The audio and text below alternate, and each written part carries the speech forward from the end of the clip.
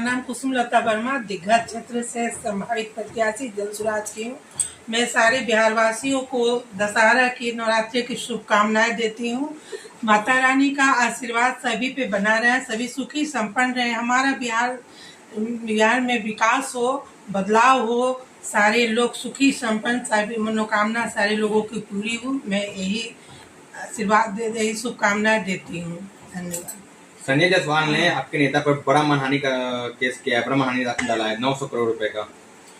देखिए, हमारे सूत्रधार जो प्रशांत किशोर जी हैं, वो बिना वजह किसी पे आरोप नहीं लगाते। उनके पास एक प्रूफ है, उनके पास सारा प्रूफ इकट्ठा है और वो प्रूफ के द्वारा ही ये चीज बोल रहे हैं डंका के चोट पे कि हाँ, अगर प्रूफ नहीं होता तो वो इतने मीडिया के आगे, सभी के आगे ऐसा प्रश्न नहीं करते। लेकिन सबों के आगे इस बात को रखे तो कहीं ना कहीं सच्चाई तो है, तभी तो रखे हैं।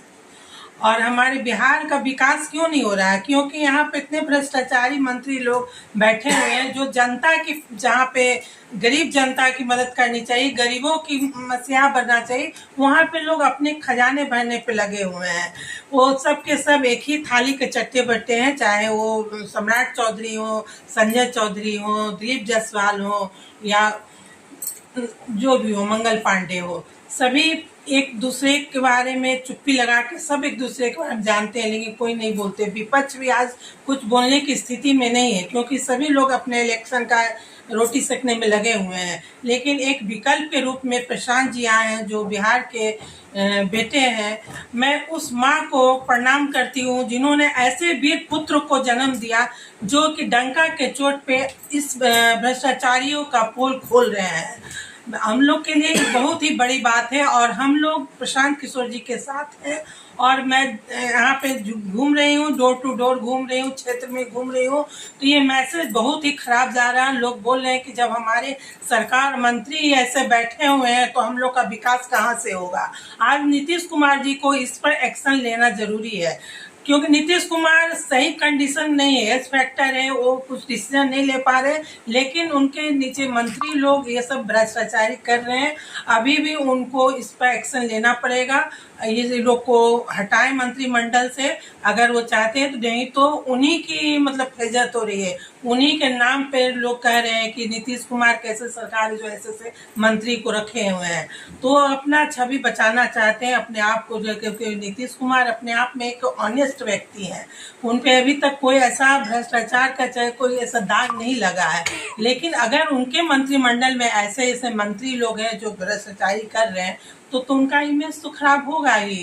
तो इसलिए उनको एक्शन लेना चाहिए। हमारे प्रशांत किशोर जी भी बोले हैं वो एक्शन ले, नहीं तो हम लोग राज्यपाल को भी मतलब से चिट्ठी गई है, प्रधानमंत्री मोदी जी को भी हमारे राष्ट्रीय अध्यक्ष चिट्ठी भेजे हैं। ऐसा होगा नहीं हुआ तो फिर जनता आवाज उठाएगी। कल आपकी मंत्रिमंडल में मिलने गए थे महामहिम राज्यपाल से, मुलाकात नहीं हुई।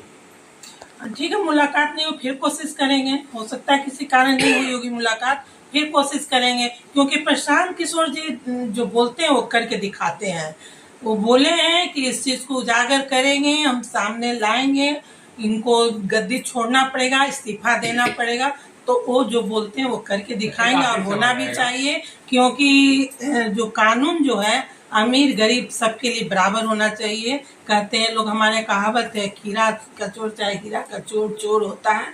तो उसको उजागर करना, उसको सजा दिलाने का ही है। तो एक आखिरी सवाल रहेगा, नीतीश कुमार ने बिहार के तमाम महिलाओं को 10,000 रुपया देने का ऐलान किया और दे भी रहे हैं। आप भी महिला हैं, क्या अब भी 10,000 की लाभांती है कि नहीं?